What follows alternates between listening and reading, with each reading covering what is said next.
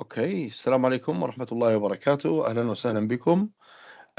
Thank you for joining us for compounding. Today we are going to talk about compounding. Uh, as we know that compounding or compounds are are a kind of complex words that have hierarchical structure, commonly represented by tree diagrams. In general, we can say that compounding or morphological structures um, resemble syntactic structures in the way that they are, or both, are hierarchically structured, and compounding actually has the same behavior. So when we talk about compounding, typically when a compound is a kind of complex lexeme consisting of two or more base words. So when we talk about base words here, typically we talk about lexemes that have zero features and they have no inflection at all. They are abstract instantiations in the lexicon.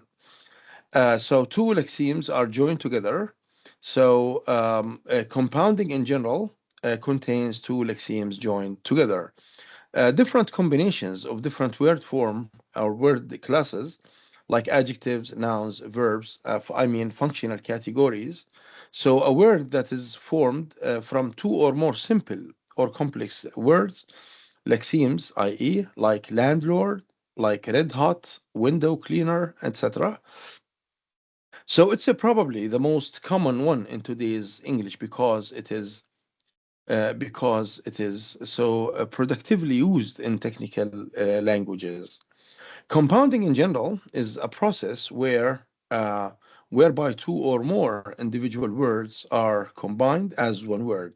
So, for example, we have examples like beginning, intersect, point, exit, light, fixture, symbol, column, centerline, grid, default, project, architect, support, directory, and delete project menu. We notice, dear students, that here we can have a kind of extended pattern of compounds in the sense that it is not only, or it is not all the way down, that compounds are compounded or are connected together in a dichotomy fashion. Rather, we can have more than one individual words together. So, for example, here we have uh, words that are created by combining the word saw with more than one projection or extension. So we have, for example, we have sawmill, which is sawmill is a noisy place. Every workshop should have a chainsaw, table saw, jigsaw, hacksaw, and buck saw. Sawdust in C. Sawdust is always a problem in the woodworker's shop. Sawing horses are useful and easily made. So here we notice that in the italicized forms or words, they are created by combining the word saw with other some other words to combine a kind of compounding. So in English in general, we can notice that the compounds are spelled as single words, as in sawmill. So it's a single word, sawdust. Sometimes they are parts they are hyphenated, like jigsaw. So we have here, it is like this, jigsaw. And sometimes they are spelled as two words, as in, for example, oil, well, chain, saw, as two different words together. So here we notice that we can notice that these compounds um, let's say are classified in a kind of justifiable way for all cases as compound words, regardless of their conventional spelling, for a variety of reasons. So here, accordingly, we can say that there are a number of ways actually for approaching the study and the classification of compound words. So the most accessible, I mean, the most frequent, the most let's say ubiquitous forms in the language can be like noun plus noun, right? As in lipstick, right? Adjective plus noun, hardware, verb noun, drawbridge, noun verb, babysit, noun adjective, lead free, adjective, bittersweet. So here we find different classifications of compounds depending upon the contributions. So, for example, here we have compound nouns, I mean, a compound noun is a kind of a compound that functions as a noun, and this compound noun can contain a variety of elements that can have different actually functions in the same string of lexemes. So, for example, here the compound noun, which is the umbrella for classification of compounds, can contain a noun, for example, as in bath towel, or verb noun, as in pickpocket, right? Or noun verb, as in nose bleed, nose noun and verb bleed. Verb like make believe. Adjective noun deep structure. Particle noun in crowd. Adverb noun now generation. Verb particle cop out. Phrase compound son in law. Uh, on the other hand, we can have compounds that have the function of a verb with a variety of lexemes that are represented by this kind of compounding. So here we have a noun verb skydive. So skydive, it is a verb, right? So I want to skydive. So it is a compound verb. Adjective verb like fine, tune. So fine is adjective, verb is a tune. Particle verb over book. Adjective noun brown bag. Compound adjectives. So the same idea here. We have compounds, right, that have the position or the function of adjectives, right? So here, okay, like the first type, which is noun adjective, like card carrying, right? Verb adjective, fail, safe. Adjective, open ended. Adverb adjective, cross model. Particle adjective, overqualified. Noun, coffee table. Verb noun, roll neck. Adjective noun, red brick or blue call. Particle noun, in depth. Verb, go or make believe. Adjective or adverb plus verb, it is high rise. Verb particle like see through, tow away, right? So here we have compound adverbs. I mean, the compounds that play the position of adverbs like up tightly, cross modally. We have new classical compounds, the compounds that may have come into the lexicon of English recently, like astronaut, hydroelectric, and mechanophobe, right? Do all compounds have the same rate or degree of productivity? The same? The answer would be no, actually.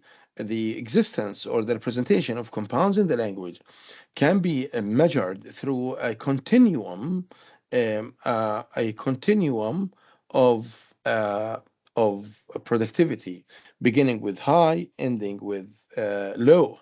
So, for example, the most high or the highest compounds in terms of productivity is the compounds where we have noun, or when we have less productivity, noun verb, or low even productivity, uh, verb noun. Okay. Sometimes their students, sometimes some languages that are morphologically rich in terms of the morphological affixes in general allow for incorporation to allow for compounding to be crystallized in the language, like what we have in German. So for I washed my hands in English. In German, we have I hand washed. So hand washed here, it is a noun verb compound that has a kind of a meaning similar to that of English, where we have hand, which is a noun with a verb being the let's say the other part of the compound, and the let's say the argument of the verb wash, which is the hands here, it is a part of a compound. Of course, here it is inflected, no lexemes, where we have here lexemes. I mean, at the level of the compound structure. In general, dear students, here we talk about lexemes, as we said, which are the parts of compounds. And these lexemes, as we said, they have zero features, right?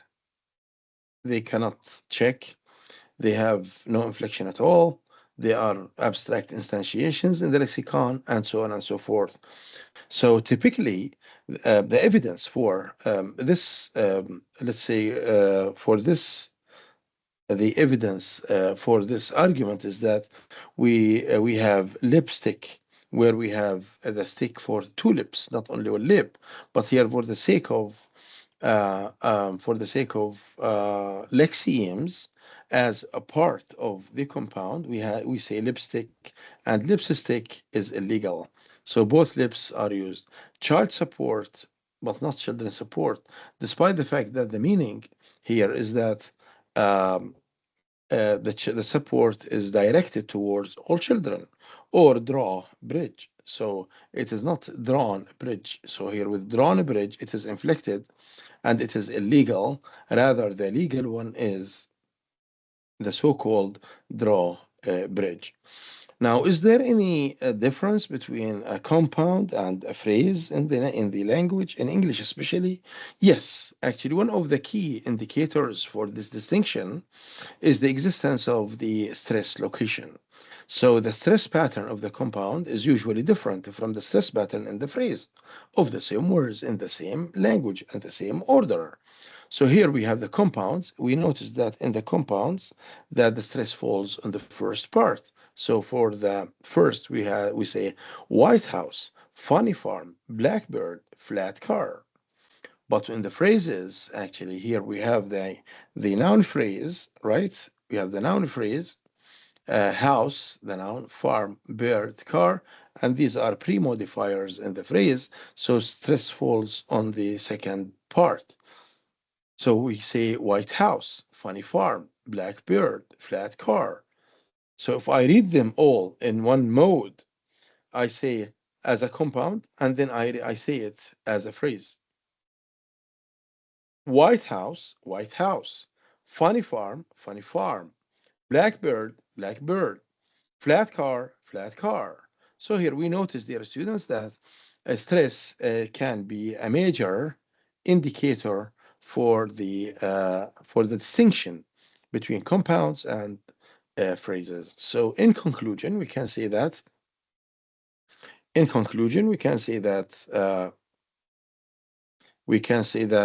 compounds, the main stress is on the first word, while on the phrases, the stress falls on the last word.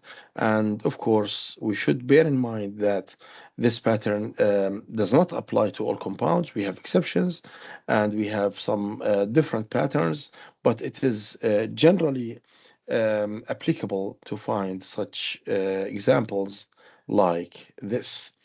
So if we look into Sanskrit, for example, where we have a morphologically rich language, so actually the examples here that we have in this part give or provide concrete evidence that lexemes are only available in the compounds. So here, for the first compound member, noun adjective shows a vowel final or ra form that doesn't occur as a member of the inflectional paradigm. So the vowel final and the r, these are part of the inflected form.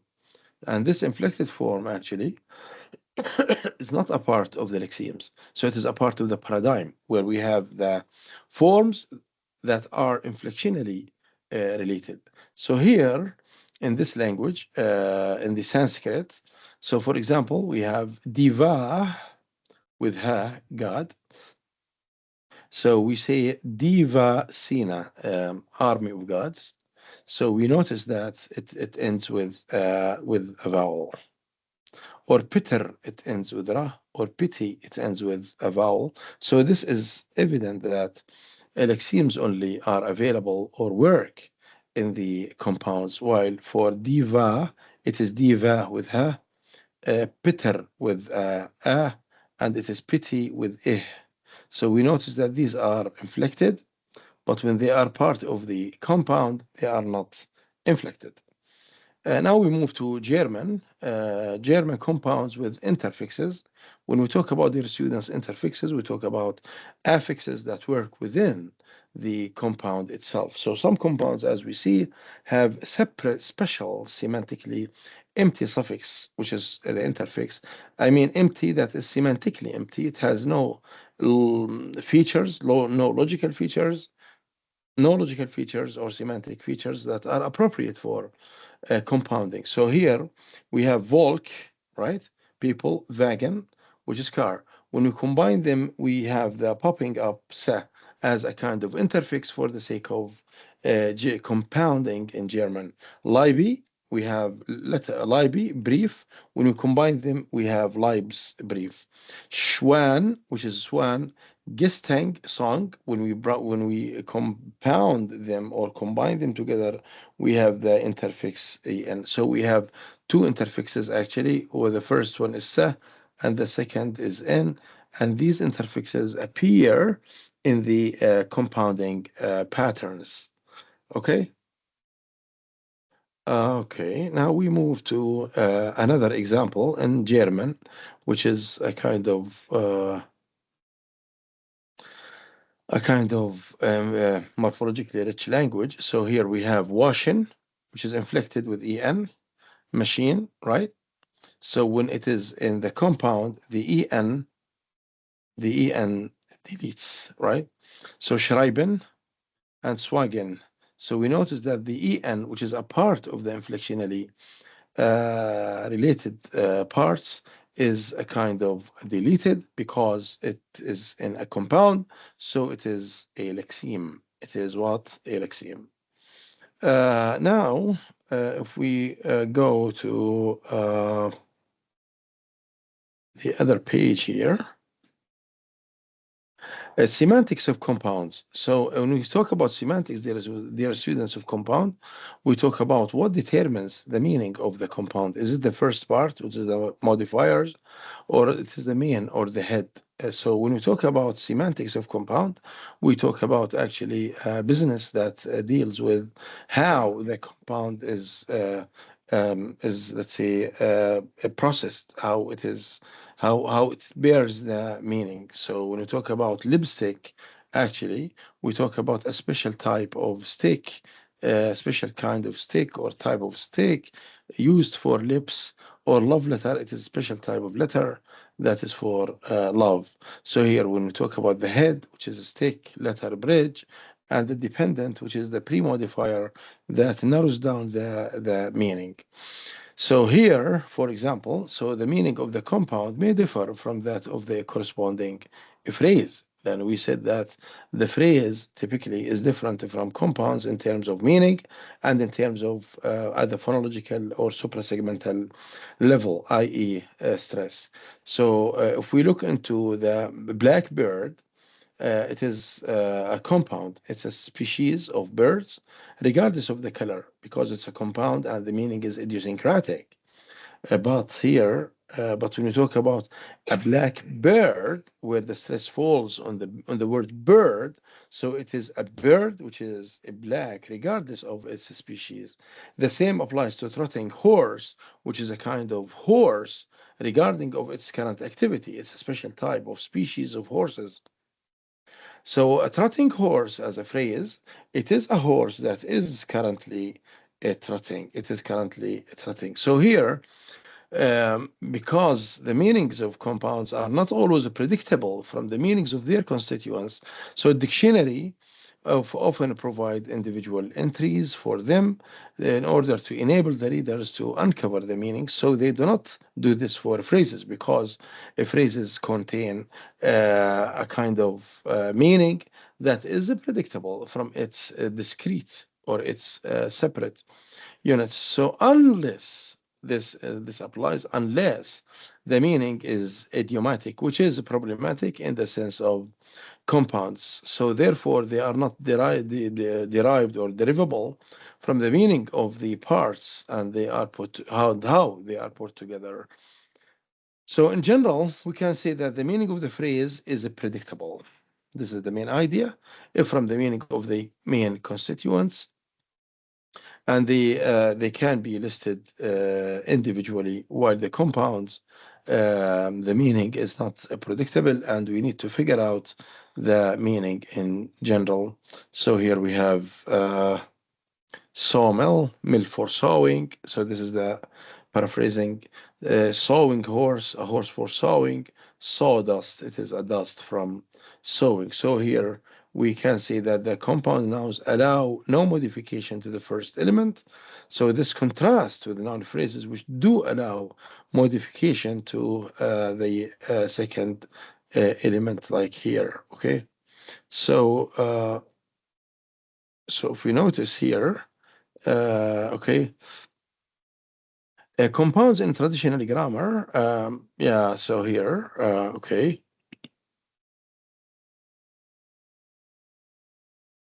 So analyzing compounds in terms of the modern grammar, as in Quirk, Greenbaum, and Leach, and Svartvik. So in this method, the compounds are analyzed and classified according to the relationship among their constituents when the meaning of the compound is expressed via or as a phrase or clause. So here we have, as we said, or as we saw, with the bee sting, a sting by bee, right? Okay, a sting by bee, blood test, a test for blood, a swimming pool, it's a pool for swimming, adding machine, a machine for adding, girlfriend, a friend who is a girl, killer shark, it is a shark which is a killer, and so on and so forth. Here, sunrise. So we talk about a kind of paraphrasing that is in a pattern of clauses. So sunrise, it is when the sun rises. So here we notice, dear students, that the let's say the deconstruction of the compounds can be at the phrase level like this, or as a clause level like this. This actually gives us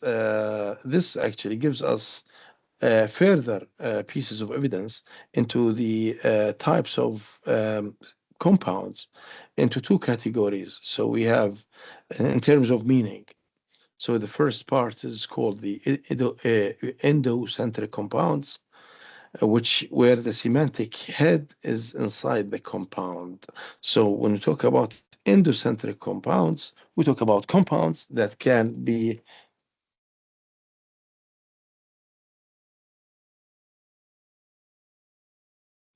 predicted from the constituents of the compound itself. So here, a compound head follows, especially in English, we say that the compound head is follows the dependent, as in the example here. So we say it is a kind of traffic cop. Traffic cop, it's a cop whose job is to work within a traffic, so it's a kind of cop. Teapot, it is a kind of pot for tea. A fog lamp, it's a kind of lamp. A blue jay is a kind of jay, right? Lipstick, it's a kind of stick. Blackboard, it's a kind of board. The same here, where we have a compound head precedes the dependent. So here we have a kind of reversed order. So we have hombre, rana, frogman, hombre, it is the head, rana, it is the frog, ano, los, ano is the head, pez is the head. So we have the head here, according to this language, Lee Spanish, which is of course descendant from Latin. So according to this language, dear students, we have uh, we have the head, right? We have the head here that precedes the dependent, unlike English. Other types of compounds here, for example, we have attributive compounds, right? In attributive, dear students, compounds, we have, for example, alaga, which means source, alaga, valuable goods, so a source of wealth. So here, um, just a minute, okay. Yes, aliti bed, aliti tie. So it is aliti tie, seabed, right? In this, sorry, in this language, fasi, piece of, moli, piece of soap, fasi moli, sua, liquid, isi, paw, it is sua, isi, which is paw, soup. So here we notice from different languages, from Spanish, from Vietnamese, from English, some examples on idiosyncratic or endocentric compounds. So these compounds actually are represented in terms of the semantic functions or relationships existing among the different constituents of the compound. فمثلا relation ممكن تكون purpose, writing disk. So the purpose of the disk is for writing. Appearance, so the where it is hard. So location, it is the garden chair, for example. It is the chair that is in the garden. Event participant, so we have, for example, swan song. It is the agent. I mean the swan that sings. Patient, it is the flower that is sold. So actually, this kind of a relationship among different patterns of compounds. The other part of compounds is the exocentric. It is the exocentric uh, meaning or compounds. When we say exocentric, dear students, the meaning بيكون outside the compound. يعني in other words, we cannot predict the meaning of the compound from the different constituents that it has. So for example, in Greek مثلا, ancient Greek, we have kakos مثلا. Kakos means bad, right? Here. Bios means life. So the meaning of the compound is not uh, bad life, rather means having bad life. So the meaning resides outside the compound structure itself. Paulo pharmacos, for example. Paulo or Paulus, it is much. Pharmacos or pharmacon means herb. So the meaning is not much herb, but having many medicinal herbs. So Heudionios, Heudus, sweet, onios, wine.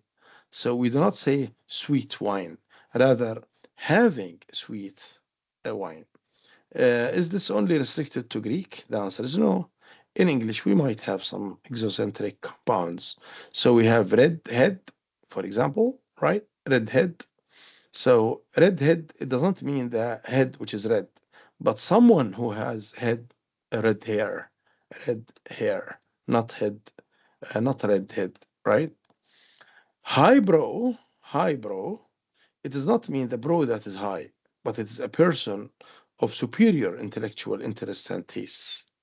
Lazy bones, it is not the bones that are lazy, but it is a lazy person. Pickpocket, it is not the pocket that is picked or picking.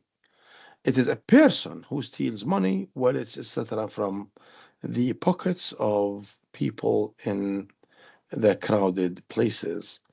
Killjoy, it is not the joy that kills, rather, it is the person who spoils the joy or pleasure of others. Cutthroat, it is It is not the throat that cuts or that is cut, but it's a person who cuts throats. Is it only in English and in Greek? No, in Italian actually. We also have exocentric compounds like portare, which means carry, bagagli, which means luggage.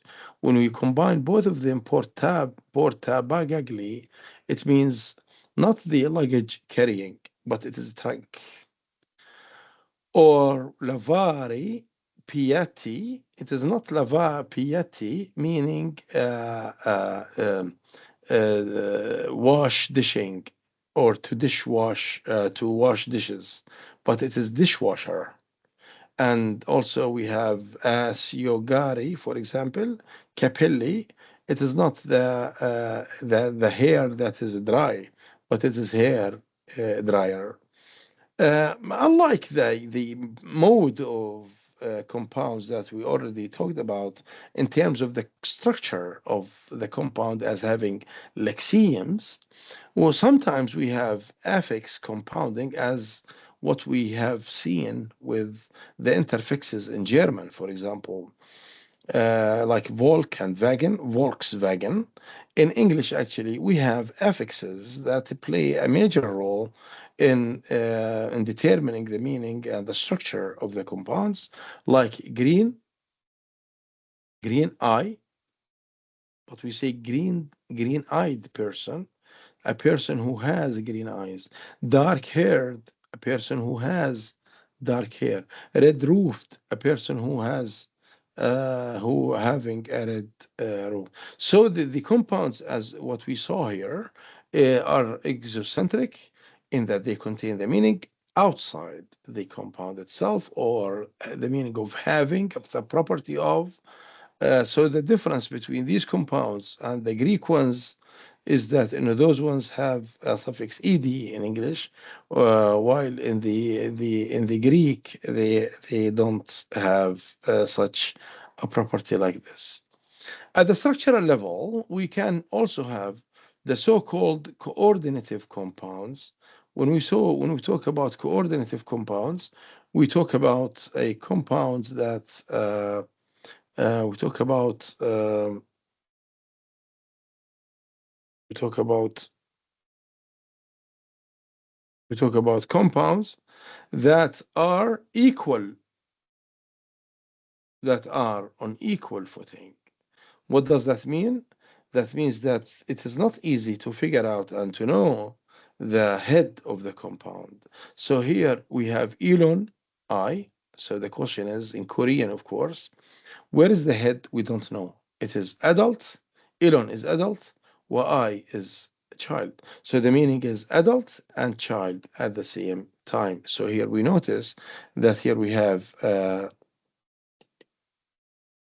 notice that we have actually two heads in the same compound. Ma saw, ma horse, and saw cattle. So it is horse and cattle. Non-path, rice and field, it is farm, right?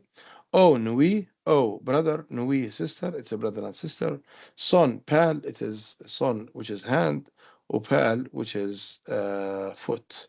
So here we have to know that the heads are distributed among the different types of compounds.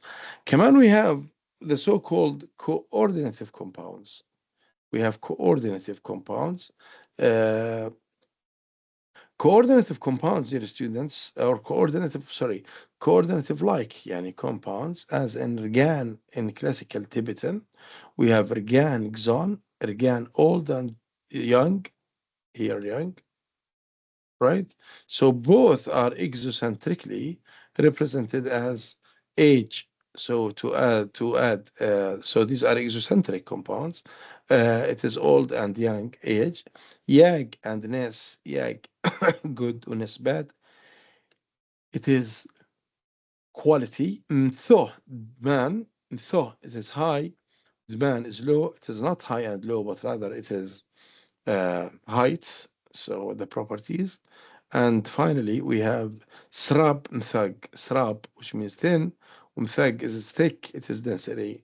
So we notice that the semantic head of these compounds is something like the property of having the property of. So organ and exan is literally the property of old and young man or person.